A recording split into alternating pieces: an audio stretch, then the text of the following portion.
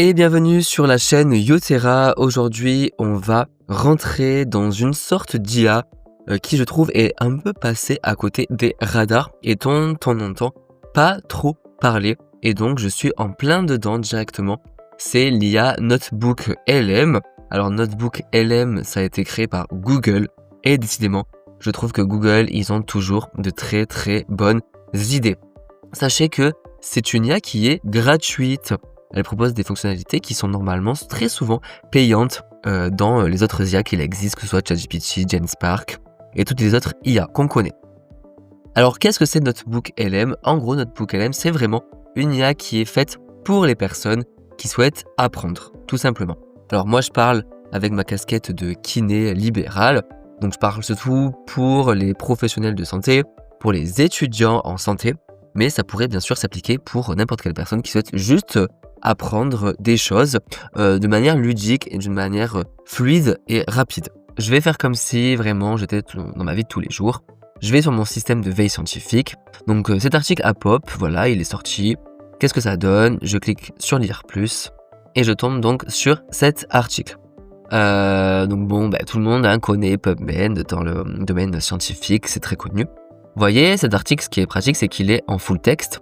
Donc il est disponible gratuitement en version full text. Ce que je fais à chaque fois, c'est que je vérifie bien qu'il soit vraiment en full text. Donc là, on peut le voir qu'il y a tout le texte. S'il n'est pas en full text, va falloir trouver le PDF pour pouvoir avoir l'article dans son entièreté. Vous pouvez tout simplement copier-coller le lien donc, de cet article. Je vais sur Notebook LM. Donc là, je vais faire comme si je recommençais du début. Cet article, il m'intéresse. Je fais un nouveau notebook. Vous voyez, on peut vraiment mettre plein de sources différentes, que ce soit des articles. Vous pouvez mettre des documents que vous avez sur votre Drive. Donc là, c'est un site web, donc lien, vous voyez. Soit des vidéos YouTube, soit un site web. Je vais tout simplement coller le lien. Et ça peut être aussi plusieurs articles. Après, je vous conseille de rester sur le même sujet. Sinon, ça va partir dans tous les sens. Enfin, bon, je ne l'ai jamais testé. En général, je prends une seule source. Et ça suffit amplement. Mais vous pouvez mettre plusieurs cours sur un thème. Ou plusieurs articles, ou plusieurs sources sur un thème. Je fais insérer. Et vous voyez, il analyse mon lien, il regarde s'il y a de la matière, s'il y a quelque chose, et hop, il me fait la prévalence et les facteurs de risque des TMS chez les gens du BTP. Et donc, vous voyez comment ça se passe comme ça. Donc si vous voulez rajouter des sources, vous pouvez. Donc vous voyez, il y a une limite de sources, il y a un maximum 50 sources. Vous pouvez aussi apparemment découvrir des sources, il y a des sujets, si vous êtes curieux sur un sujet, vous pouvez juste taper le sujet qui vous intéresse. Moi, en général, je mets une seule source et ça suffit. Donc là, déjà, il vous fait un petit résumé. Et en fait, en gros, déjà, en numéro 1, ce que vous pouvez faire, par exemple, si c'est un article, vous pouvez poser des questions sur cet article.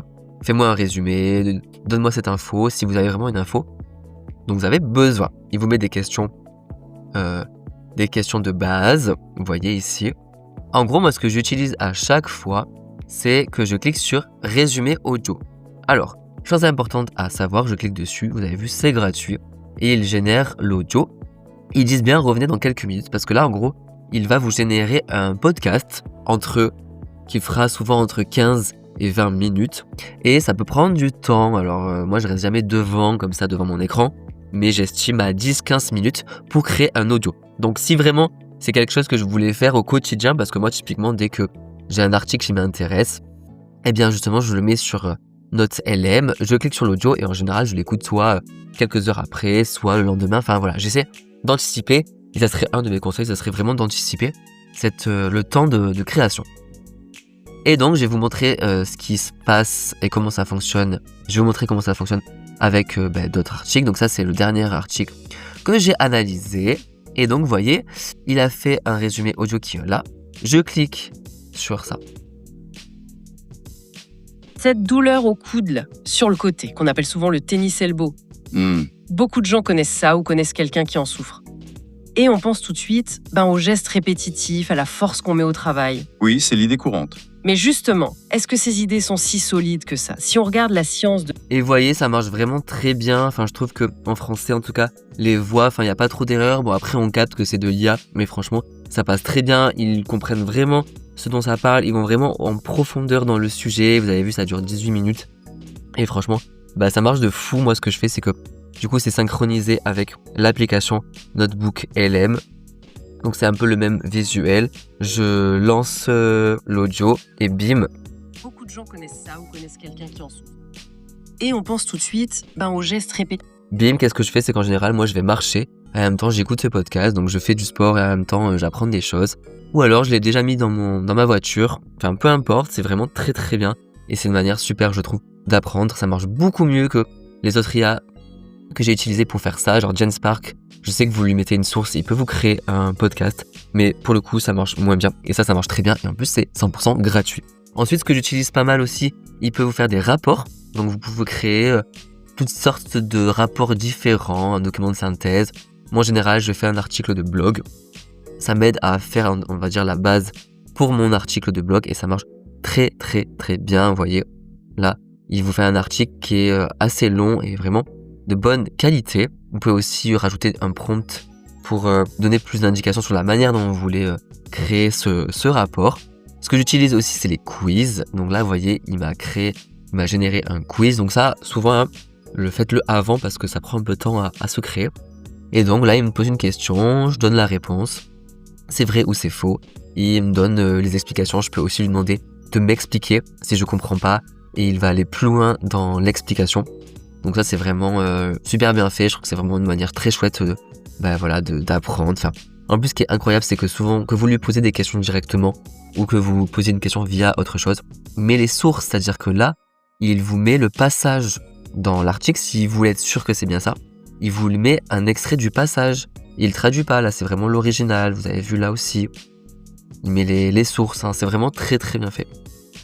Ensuite, qu'est-ce qu'il y a donc ça, voilà, moi je vais découvrir avec vous le reste. J'ai jamais trop utilisé le reste, c'est assez nouveau. Par exemple, j'ai vu qu'on pouvait faire des cartes mentales. Donc voilà, encore une fois, très bien fait. On clique ici, ça met le reste. On peut le télécharger en version PDF. Le PDF, il est là. Donc voilà, en plus c'est beau. C'est vraiment nickel. Après, qu'est-ce qu'il peut faire? Donc carte mentale, il peut faire des fiches. Donc ça, pardon, je l'avais déjà fait ici.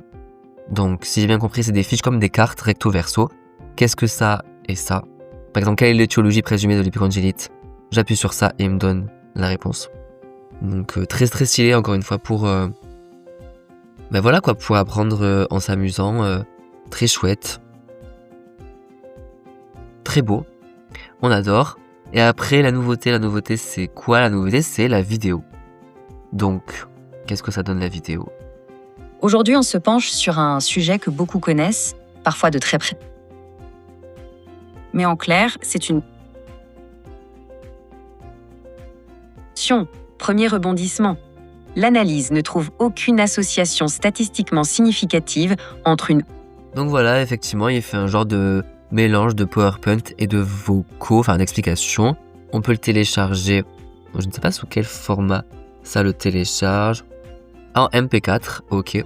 Je vois pas trop dans quelle mesure on peut l'utiliser, à part si vous aimez pas trop l'audio et que vous préférez apprendre avec une vidéo. Par contre, ce qui c'est trop cool et j'espère qu'ils vont le sortir, c'est de faire des PowerPoint très rapidement.